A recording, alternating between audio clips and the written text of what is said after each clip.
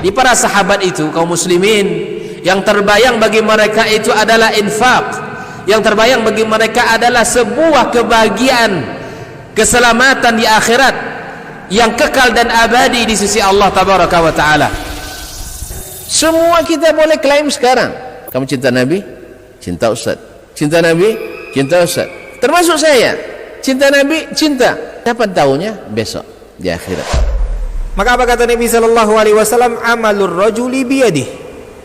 Penghasilan yang terbaik adalah pekerjaan yang dilakukan oleh seseorang dengan tangannya sendiri. Wa kullu bai'in mabrur, dan setiap jual beli yang mabrur. Ini aktivitas ini membantu saya di akhirat atau akan menyulitkan saya di akhirat? Kalau seandainya perbuatan itu ternyata akan menyulitkan kita di akhirat kelak, tinggalkan perbuatan itu.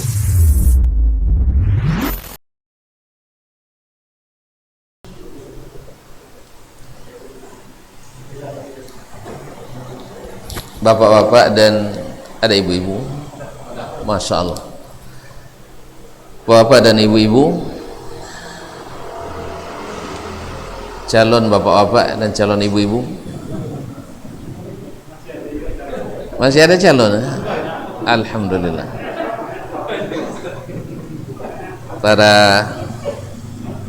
aba wal ummahat wal ikhwani wal akhawat, rahimanillahu wa iyyakum.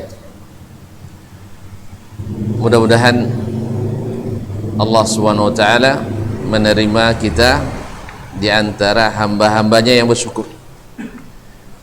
Wa qalilun min ibadiyasy syakur. Sedikit di antara hamba-hambaku yang pandai bersyukur.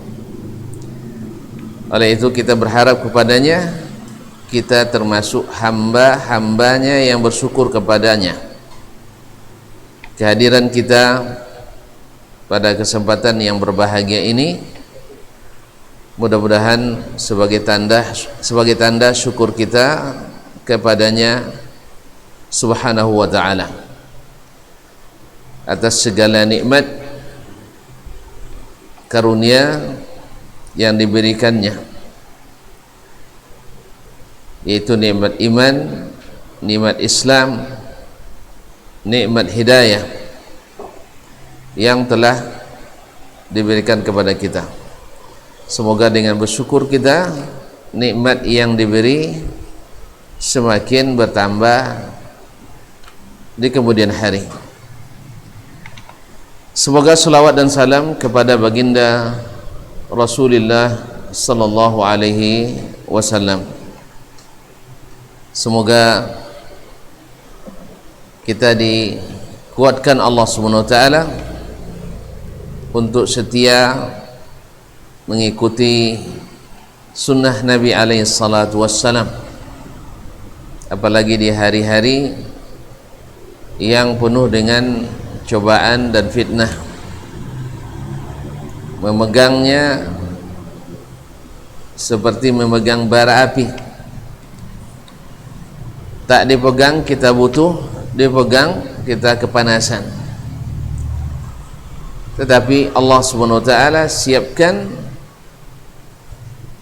bagi yang istiqamah pada masa itu pahala yang besar, yang kata Nabi sallallahu alaihi wasallam, ka ajri 50 minkum, pahala 50 orang di kalangan sahabat. Minhum au minna ya Rasulullah, 50 dari kalangan kita atau dari kalangan mereka?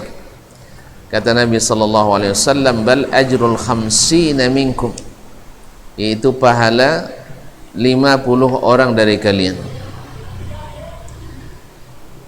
Maka beratnya juga menambah beratnya timbangan pahala. Oleh itu kita memohon kepada Allah Subhanahu wa taala, mudah-mudahan kita menjadikan Nabi alaihi salatu wassalam sebagai ikutan kita yang sesungguhnya, dan seluruh ikutan mesti mengikut kepadanya. Ma'asyiral muslimin, ma'asyiral muslimat, rahimanillahu wa iyyakum.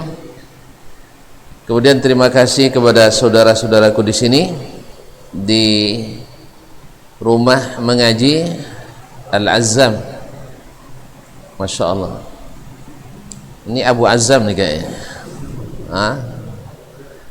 Al-Azzam yang juga punya ikon maghrib mengaji.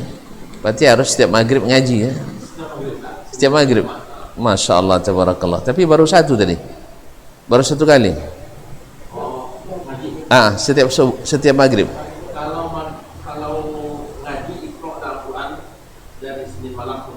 Masya Allah, jadi tiada hari tanpa mengaji. Alhamdulillah. Ini besar, Masya Allah, tabarakallah. Tiada hari tanpa mengaji. Semoga Allah, tempat mungkin kecil tetapi Masya Allah besar. Mungkin suatu saat akan membesar. Nah, karena dulu Masjid Nabawi juga kecil dulu. Iya, kecil. Akhirnya dengan datangnya Nabi besar menjadi besar. Kemudian semakin besar jumlah umat Islam, maka masjidnya ikut membesar. Dulu tak pakai, boleh dikatakan tak ada biaya operasionalnya. Ya seperti sekarang mungkin juga belum ada operasionalnya. Masjid Nabawi dulu tak ada operasionalnya di masa Nabi. Ya hasil kerja bersama gotong royong para sahabat radhiyallahu ta'ala anhum ajma'in. Tapi kalau hari ini Masya Allah biaya operasionalnya satu hari hanya 5 miliar. Iya, hanya 5 miliar. Masjidil Nabawi, Masjidil Haram saya nggak tahu. Kalau Masjidil Nabawi sehari hanya 5 miliar operasionalnya. Jadi kalau sempat orang Indonesia berniat jadi pengurus, saya kira ndak usah aja lah berpikir kayak gitu. Ya, untuk sementara ini sebab kita masih banyak utang luar negeri. Kalau sempat ndak terurus itu, saya jamin Masjidil Haram Masjid Nabawi ndak akan terurus. Karena biaya pengurusannya setahun mungkin menghabiskan dana APBD beberapa provinsi. Ya sekedar bandingan sajalah. Kampus kami yang termasuk kampus termiskin di Arab Saudi, itu biaya operasionalnya hanya 2 miliar rial. 2 miliar rial kali berapa sekarang rial? 4.000? 400 miliar Pak? Enggak, 8 triliun Pak. 8 triliun. Berarti APBD Riau 1 tahun untuk satu universitas paling miskin. Paling miskin. Nah. Iya paling miskin. Alhamdulillah. Baiklah kaum muslimin dan muslimat, semoga yang kecil ini bernilai besar di sisi Allah Subhanahu wa taala. Karena yang menjadi ibrah, menjadi patokan itu besar kecilnya bukan, tetapi mutu dan kualitas. Mudah-mudahan Allah Subhanahu wa taala menumbuhkannya menjadi besar dan menjadi ikon, menjadi salah satu mimbar ilmu yang berbuah amal insyaallah taala. Kaum muslimin dan muslimat, ma'asyiral mu'minin wal mu'minat. Jam akur ya? Akur. Alhamdulillah. Insyaallah akur. Masih ragu, Pak. Kalau ini enggak pakai insyaallah. Saya tengok. Soalnya kemarin saya kajian di suatu masjid, jamnya enggak bergerak-gerak. Orangnya banyak bergerak jadinya. Iya, orangnya pada gelisah. Baru 7:30. Kenapa gelisah? Rupanya sudah 8:30. Allah musta'an. Belum salat Isya. Baiklah kaum muslimin dan muslimat dirahmati Allah. Kita tidak ada kaji baru. Semuanya ngulang kaji. Dulu ketika saya ngajar di UIN, sebagian saudara kita mengatakan Ustaz Dasman ini kena manhajnya. karena dia ngajar di UIN. Lalu saya bilang berarti yang jualan di pasar kena juga manhajnya. Karena di pasar lebih banyak. Kaum muslimin dan muslimat dirahmati Allah Subhanahu wa taala. Ada pula orang mendengar sebuah hadis dari Nabi sallallahu alaihi wasallam, abghadul biqa' ila Allah, tempat yang paling tidak disukai Allah, al-aswaq, pasar-pasar. Akhirnya didengar oleh orang yang tidak paham hadis itu tapi berpendidikan. Dia bukan tidak punya intelektualitas tinggi, tidak, orang berpendidikan tinggi, cuman tidak memahami hadis ini. Lalu dikatakan, Ustaz, hadis ini jangan dibaca-baca, Ustaz, ini yang buat umat Islam terbelakang, tertinggal ekonominya, ya, jadi orang miskin. Kaum muslimin dan muslimat dirahmati Allah SWT. Ada lagi yang melihat Ustaz Khattab ni pakai celana panjang, kena juga manhajnya. Kenapa tidak pakai jubah? Saya ketika khutbah pertama kali di salah satu masjid di Pekanbaru, masjid besar, selesai khutbah tidak banyak yang minta nomor telepon. Pasalnya apa? Saya pakai jubah. Pakai jubah, ini pasti Salafi Wahabi. Bulan depan saya diundang lagi, karena habis ngajar tak sempat pulang. Pakailah pakaian sehari-hari yang dipakai kerja, maksudnya pakaian apa namanya, baju apa? Baju koko, baju kemeja yang agak panjang dan celana panjang. Setelah itu banyak yang minta nomor. Ustaz, besok kalau seandainya kita telepon minta khutbah bisa kan? Asal ada waktu. Yang penting asal hari Jumat cuma. Selain Jumat tidak bisa. Baik. Lalu imamnya waktu itu Ustaz Ma'ruf nanya ke saya, tahu pula masjid jadi. Nah, dia nanya ke saya, Ustaz, ada tidak beda antara Ustaz khutbah bulan lalu dengan yang sekarang? Ya, saya tidak terlalu peduli, banyak orang saya tidak peduli, tidak tahu saya. Lalu dia bilang, kemarin waktu khutbah pertama ramai tidak minta nomor telepon?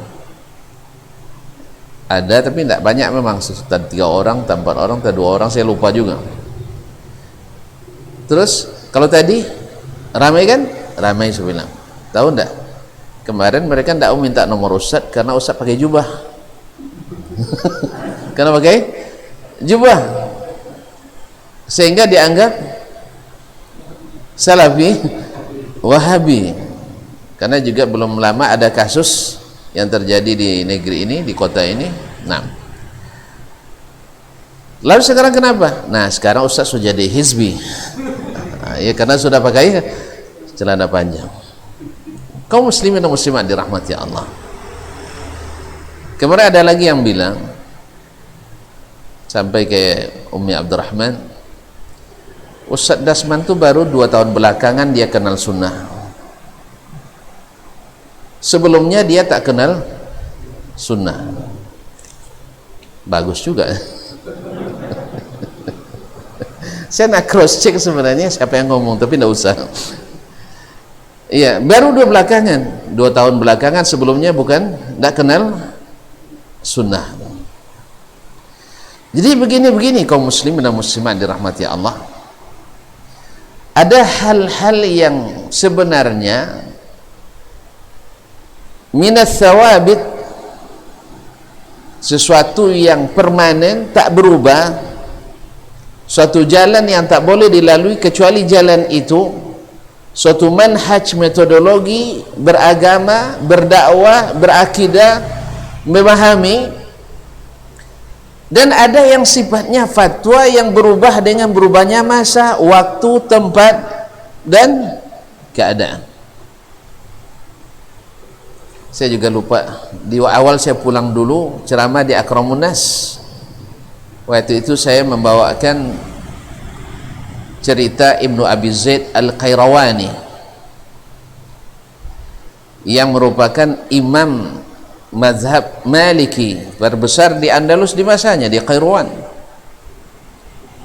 Lalu beliau waktu itu ingin menunjukkan ke muridnya bahwa fatwa itu berubah, ilmu tidak, hukum tetap, tapi fatwa bisa berubah karena waktu dan keadaan.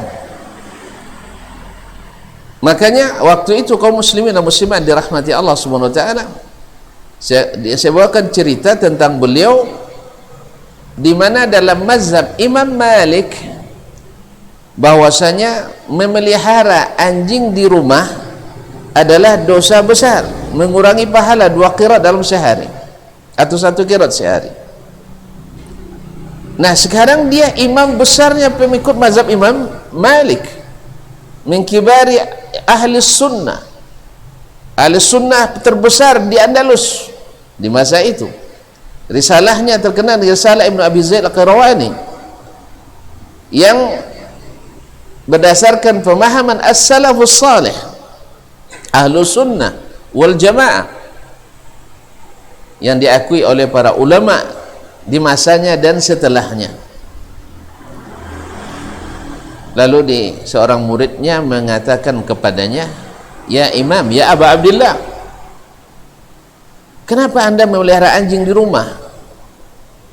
Bukankah Imam Malik, Imam Darul Hijrah, imam kita, seperti orang Syafi'i kan, menyalahi mazhab Syafi'i ya? Lalu kenapa?" Dia jawab waktu itu, "Lau 'asha Malikun ila zamanina," andainya Imam Malik hidup sampai zaman kita, "lattakhadha asadan dhariyan," pasti dia akan bukan anjing yang dibuat di rumahnya, tapi singa yang buas. Maka dipelajari, ternyata di masa Ibnu Abi Zaid banyak pemberontakan, banyak perompakan, banyak penyamun. Maka tidak mungkin tidak ada penjaga di rumah.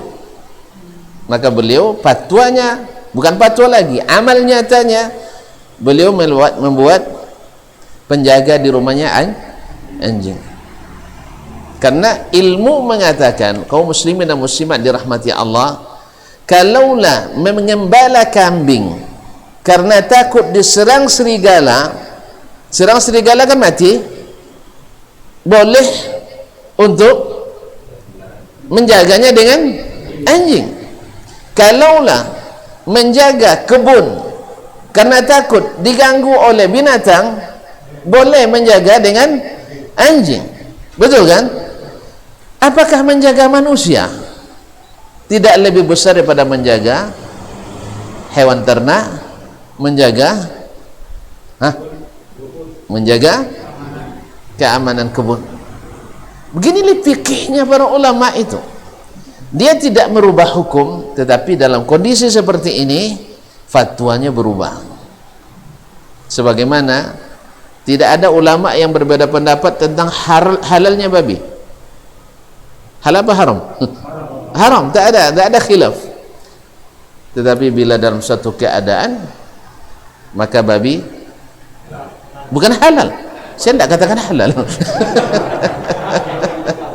Dia tetap tidak halal. Hukumnya tidak berubah. Sama tadi, hukumnya tidak berubah. Dia tetap tidak boleh melihara anjing di rumah. Cuma dalam kondisi seperti ini dia dapat rukhsah. Sama, kita salat kan 4 rakaat kan, zuhur, terus kita musafir, ada rukhsah kan, ada rukhsah bahwa zuhur sebenarnya tetap 4 rakaat, cuma di waktu musafir menjadi 2, dan salat sunat digugurkan. Coba yang salat sunat digugurkan, tapi tetap ada pahalanya. Lalu waktu itu saya pun dapat hadiah juga. Ternyata Ustadz tidak ahli sunnah. Sebab itu masalah, sebab membolehkan memelihara anjing gitu. Subhanallah, beginilah kaum muslimin dan muslimat dirahmati Allah SWT. Sebagaimana jenggot saya pernah dibandingkan dengan jenggot Bapak Haji. Ternyata Ustaz Dasman tu tidak salah habis dikatanya. Jenggotnya tipis sekali. Jadi kaum muslimin dan muslimat dirahmati Allah, jadi harus kita ketahui mana yang manhaj, mana yang bukan masuk manhaj. Karena ijtihad para ulama, ya misalnya antara Imam Ahmad dengan Imam Asy-Syafi'i satu manhaj, alhamdulillah, bahwa manhaj mereka adalah dibangun di atas Al-Quran, As-Sunnah, aqwalus sahabati wat tabi'in, perkataan para sahabat dan tabi'in, yakni as-salaf, pemahaman as-salaf as-salih. Cuman pertanyaannya adalah, apakah seluruh pendapat Imam Syafi'i dengan pendapat Imam Ahmad sama? Saya ulang lagi, ulang di awal balik. Imam Ahmad dengan Imam Asy-Syafi'i sama manhajnya dalam memahami agama? Sama. Mereka sama-sama menjunjung tinggi Al-Quran, sama-sama menjunjung tinggi As-Sunnah, sama-sama menjunjung tinggi pemahaman sahabat, pemahaman para tabi'in. Sepakat enggak? Sepakat. Tapi hasil produk hukum yang mereka timbulkan dengan ijtihad mereka sama atau tidak? Tidak semuanya sama. Maka saya tidak tahu ada yang menghukum Imam Asy-Syafi'i karena memfatwakan kunut di salat subuh keluar dari sunnah, keluar dari manhaj salaf. Sah? Ada yang bilang itu? Tidak ada yang mengeluarkan itu. Jadi kaum muslimin dan muslimat dirahmati Allah SWT, oleh itu harus mengenal mana yang manhaj, mana yang ijtihad, karena tidak mesti selamanya pendapat itu sama. Sebagaimana mereka ikhtilaf dalam memahami dalil, mereka juga ikhtilaf dalam menghukum dalil. Sebagaimana mereka khilaf dalam memahami dalil, juga terjadi ikhtilaf dalam menghukum dalil sahih atau tidak sahih. Kalau gitu ragu kita jadinya, Ustaz. Kalau gitu ragu kita jadinya gimana? Kalau enggak ada yang mau dipegang, jadi enggak. Kita tak boleh ragu. Kalau kita kuat, sabit dan punya dasar pondasi yang kokoh, kita tak ragu. Kalau seandainya karena terjadi ikhtilaf di antara ulama dalam masalah hukum, lalu kita tinggalkan ngaji fikih, adanya ada kan fikih tadi ya, fikih muamalah kita tinggalkan karena ada ikhtilaf. Syekh misalnya Al-Bukhari mendhaifkan, Imam Ahmad mensahihkan, ada enggak? Enggak, ada buat contohnya sekarang. Ada hadis diriwayatkan oleh Imam Az-Zuhri, ya, diriwayatkan oleh Imam Malik, Sufyan bin Uyainah. Az-Zuhri meriwayatkan sebuah hadis diriwayatkan oleh muridnya daripadanya, Imam Malik, Sufyan bin Uyainah Al-Auza'i. Ini imam besar. Ya, di masa itu belum ada Syafi'i, itu belum ada Ahmad, ya. Mereka lah tempat rujukan para ulama pada masa itu, bukan para umat saja, ulama. Al-Auza'i di Syam, Sufyan bin Uyainah di Makkah, Sufyan Ats-Tsauri di Irak, dan Imam Malik di Madinah, Al-Laits bin Sa'ad di Mesir. Ini sebenarnya imam-imam mazhab, cuman tidak ada mazhab mereka. Belum datang masa Imam Ahmad, belum datang masa Imam Asy-Syafi'i rahimahullah ta'ala. Mereka lah imamnya.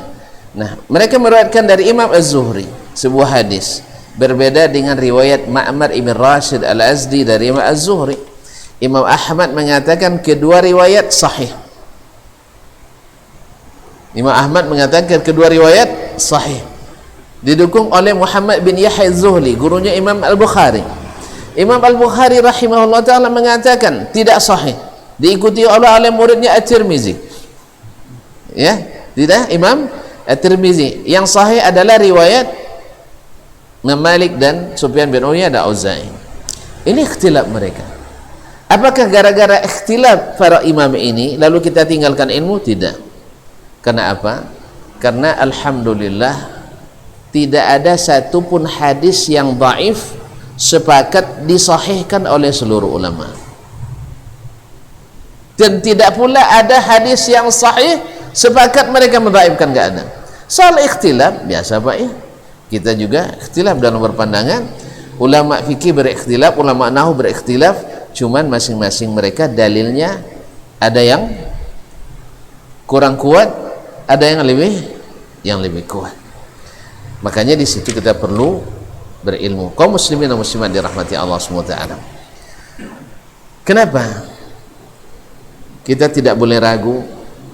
Karena Nabi katakan bahwa sampai hari kiamat, sejak zaman Nabi sampai hari kiamat, akan ada satu golongan,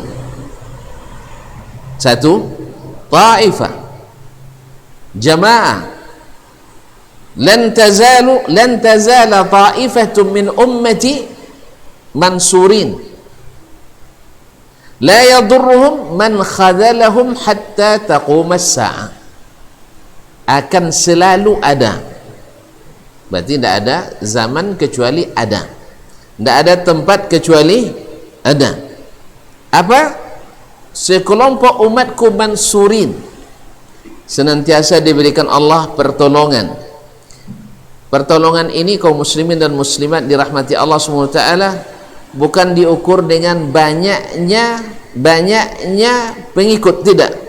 Tak diukur dengan banyaknya yang suka, tidak. Sebab Nabi menyebut Allah SWT menyebut para nabinya mansurin. Wa kana haqqan alaina nasrul mu'minin, bahwa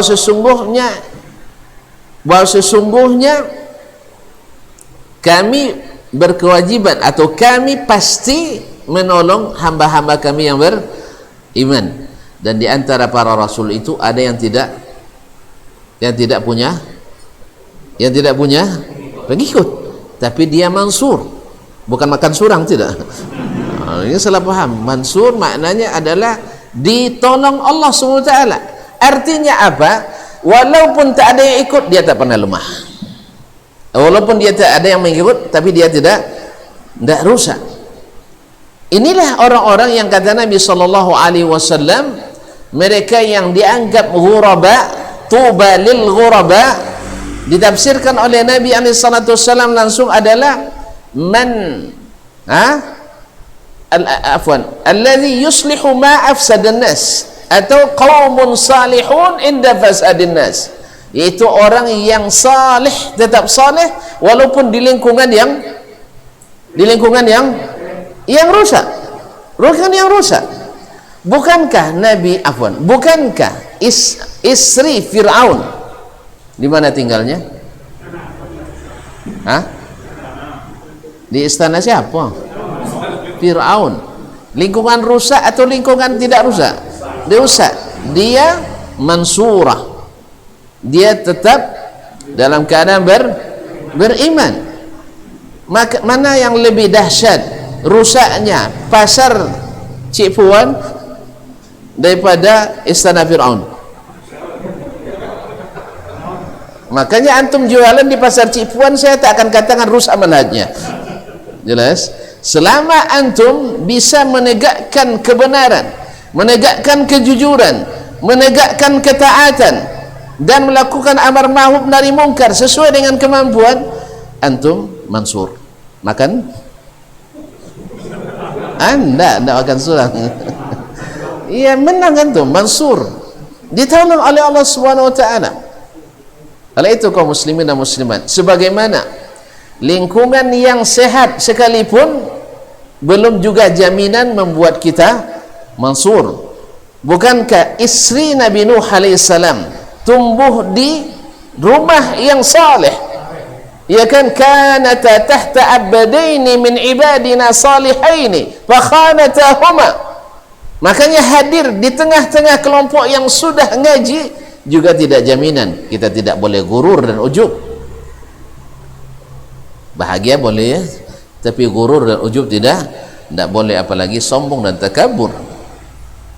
Makanya kaum muslimin dan muslimat dirahmati Allah, makanya keberadaan seseorang di sebuah lingkungan yang bersih tidak jaminan walaupun kita disuruh mencari lingkungan yang bersih, ya disuruh mencari teman-teman yang saleh, dicari lingkungan yang ngaji, yang sahih, tetapi tidak boleh bergembira dulu.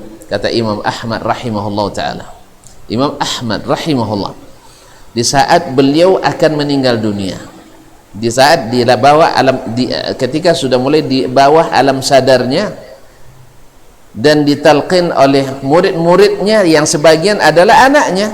Abdullah adalah penyalin ilmu ayahnya. Sebagian ulama mengatakan Abdullah tidaklah kurang ilmunya dari ayahnya, cuman ayah lebih terkenal anak tempe.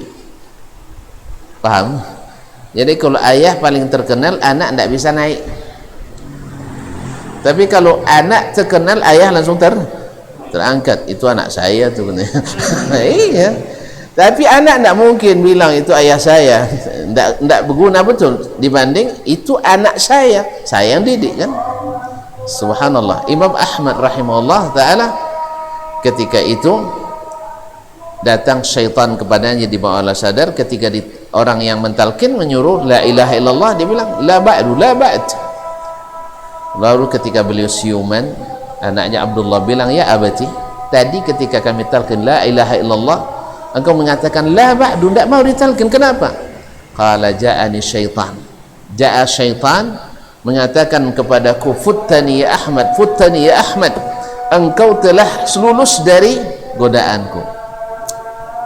Coba bayang, bahasanya menjelang mati, engkau telah lulus daripadaku. Ingin Nabi Imam Ahmad ujub, dia ingin menjadikan Imam Ahmad dengan itu merasa sudah aman dia.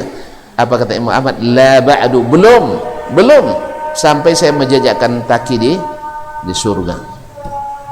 Jadi kaum muslimin dan muslimat dirahmati Allah, tidak ada gurur dan tidak pula mesti kita menjadikan keberadaan seseorang sebagai tanda kerusakan. Karena berapa banyak dari lingkungan yang tidak baik lahir orang-orang yang baik, dan khususnya adalah bila datangnya di lingkungan itu dalam memberikan kesan. Oleh sebab itu ada beberapa usul, beberapa pondasi dakwah di kalangan ulama ahli hadis yang sebenarnya kita mulai pada hari ini katanya akan rutin ini. Belum tentu. Saya tidak ada waktu nanti. Tengok aja nanti kalau seandainya Allah SWT mengizinkan, mana tahu ada yang cabut jadwalnya kan. Ya, insya Allah ada yang tahu. Tapi mudah-mudahan ada beberapa pondasi pokok yang menjadi landasan utama dakwanya ahli hadis. Karena golongan yang mansur itu, yang al-firqatun najiyah wa ta'ifatul mansurah itu, kalau kita telaah hadis-hadisnya, guru kami Profesor Hafiz Al-Hakami menulis kitab mengumpulkan hadis-hadis tentang at-ta'ifatul mansurah dan satu lagi tentang al-firqatun najiyah, maka didapatkan dari sekian banyak hadis itu bahwa mereka adalah orang-orang yang beragama seperti Nabi dan para sahabatnya beragama. Di sini Nabi tidak menyebutkan nama, tapi hanya menyebutkan sifat. Hanya menyebutkan sifat. Tidak menyebutkan jamaah tertentu, tapi hanya menyebutkan sifatnya. Man kana ala ma ana alaihi wa ashabil yaum, atau man kana ala ma ana alaihi wa ashabi, itu orang-orang yang beragama seperti saya dan para sahabatku hari ini beragama. Oleh itu kaum muslimin dan muslimat dirahmati Allah SWT,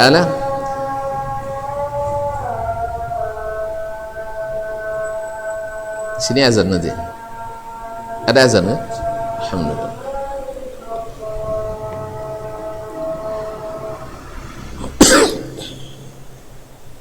Kaum muslimin dan muslimat dirahmati Allah SWT, karena waktu yang batasi, maka saya sebutkan secara garis besar bahwasanya kata Imam Ahmad rahimahullah, mereka yang dimaksud dalam hadis itu mereka adalah ahlul hadis.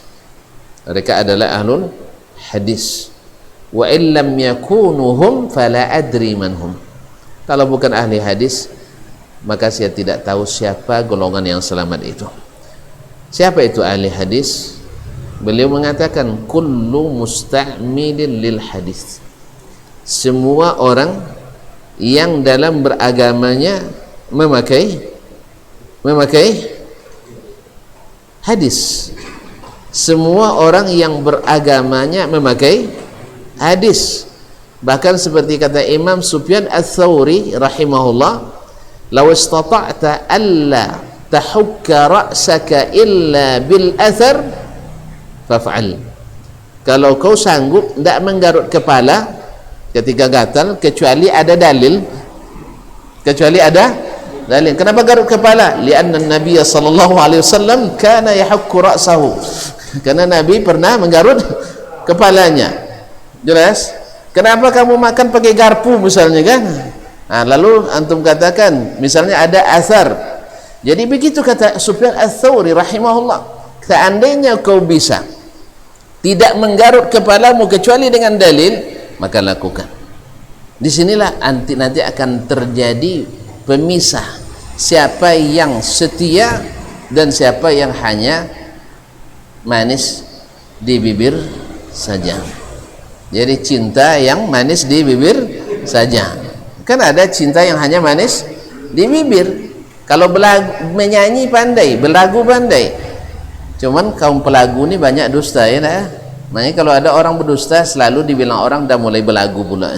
Dah mulai berlagu. Karena lagu itu bahasanya hiperbola, lebih tinggi dari kenyataan. Maka tidak jarang orang yang pandai menyanyi cinta gagal dalam bercinta, tidak pandai dia bercinta. Sebab apa? Dah habis dengan lisannya, dah habis dengan nyanyiannya. Makanya lebih baik antum bercinta, menyampaikan cinta tanpa lagu, tapi buktikan dengan amal nyata. Makanya apa caranya? Kalau tak bisa kau menggaruk kecuali dengan dalil, maka lakukan dengan sunnah kecuali. Jelas? Artinya apa? Seorang ahli hadis itu adalah mengamalkan hadis. Nah, beda dengan selain mereka. Selain mereka, hadis bagi mereka sebagian hanya untuk dipahami, hanya untuk mengisi wawasan intelektualitas, hanya sekedar membandingkan satu hadis dengan hadis yang lain, tapi tidak teraplikasi dalam amal nyata. Ya, ketika kita katakan kenapa nak solat jemaah cunya? Kan cuma nah, solat berjemaah hukumnya sunat katanya. Iya. Hah? Sunat muakkad, ya, sunat muakkad. Iya tak? Kenapa tidak mau menerima berita tentang sifat Allah, bahwa Allah begini-begini? Karena ada ulama yang menerima, ada yang tidak. Saya masuk yang tidak. Tapi Allah mengatakan kita tidak terima. Alasannya apa? Ulama mengatakan tak terima. Mana yang lebih tinggi, perkataan Allah daripada perkataan ulama? Taib. Kecuali ijma' ulama semuanya seperti itu. Kecuali ijma' ulama semuanya memahami seperti yang kita pahami. Tapi kalau seandainya satu memahami dengan makna zahir, satu memahami dengan makna yang tidak jelas, tentu yang ambil yang jelas. Pasti ulama yang jelas lebih tepat daripada yang tidak jelas. Begitu ya. Cuman subhanallah, syaitan main di sini. Oleh itu kaum muslimin dan muslimat, min usul ahli sunnah atau usul ahli hadis dalam berdakwah adalah yang pertama adalah akidah. Al-aqidatu awalan. Mesti akidah pertama. Karena apa? Para nabi dan rasul itu diutus untuk meluruskan akidah. Sepanjang sejarah nabi kita adalah isinya akidah semua. Semua dikaitkan dengan akidah, muamalah dengan akidah. Makanya ketika masalah ketika berdagang misalnya, bila seorang pedagang atau orang berjual beli menjelaskan aib yang terjadi pada barangnya, diberkahi. Ini kan akidah. Kalau seandainya tidak jujur, muhiqat barakatuhu, dihilangkan keberkahan. Ini akidah. Jadi semuanya masuk akidah. Ketika mengatakan bahwa orang yang berakhlak mulia mendapatkan pahala seperti orang yang puasanya siang hari puasa dan malam hari qiyamul lail, menandingi itu. Ini akidah benda. Akidah. Makanya semuanya akidah kaum muslimin dan muslimat dirahmati Allah. Maka seseorang ahli hadis itu selalu mengaitkan masalah dengan akidah. Yang kedua, mesti dengan ilmu. Menuntut ilmu adalah syarat utama. Tidak bisa dengan kira-kira dan rasa-rasa. Makanya ahlul hadis terkenal dengan rihla fi talabil hadis. Untuk mencari memastikan sebuah hadis mereka menghabiskan waktu yang sangat panjang. Ya, syarat yang panjang. Yang ketiga adalah luzumul jamaah. Mesti menjaga persatuan dan kesatuan. Dengan apa? Dengan apa Allah telah menyatukan kita. Kita hanya satu dengan ilmu yang diturunkan dan sunnah yang diajarkan. Selain itu tidak mungkin menyatukan umat kecuali hanya di atas kertas. Sama dengan pertandingan final, di atas kertas menang, di lapangan kalah total. Ya tak? Kan banyak di atas kertas kan? Antum pernah ngitung-ngitung tak? Klub ini dan klub ini menang ya, ternyata kalah. Jadi kaum muslimin dan muslimat, atau dengan pilkada ini, hitung-hitung menang, duduk, akhirnya terduduk. Ini banyak itu duduk tapi terduduk. Ini hitung di atas kertas. Enggak. Kita tidak cukup hanya di atas kertas, harus nampak dan nyata. Bahwasanya persatuan itu dibangun dengan apa yang Allah satukan dulu umat ini di awalnya. Karena kata Imam Malik, tidak mungkin baik urusan akhir umat ini kecuali dengan baiknya urusan umat kita di masa awalnya dulu. Taib yang keempat, at-tamassuku bi kitabi wa sunnah, yaitu berpegang teguh dengan Alkitab dan sunnah. Ini kalau ada waktu nanti kita syarahkan, kalau tidak ini sudah cukup. Pegang teguh kepada Al-Quran dan sunnah.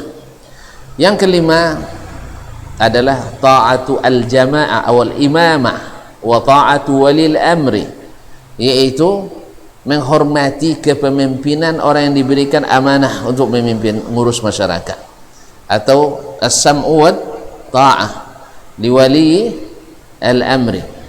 Yang kelima adalah menjauhi hal-hal yang mengada-ngada dalam agama, karena hadis sudah cukup.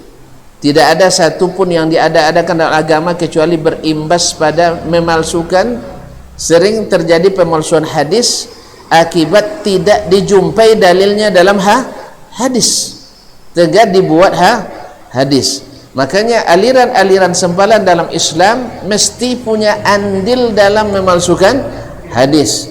Makanya dusta sering terjadi pada mengada-ngada. Sama dalam aturan biasa, kita kalau sudah mulai berdusta pasti mengada-ngada, cari-cari alasan lagi. Dan yang ke berapa lagi? Ketujuh, yaitu at-tasfiyah. Ilmu itu mesti dibersihkan. Karena apa?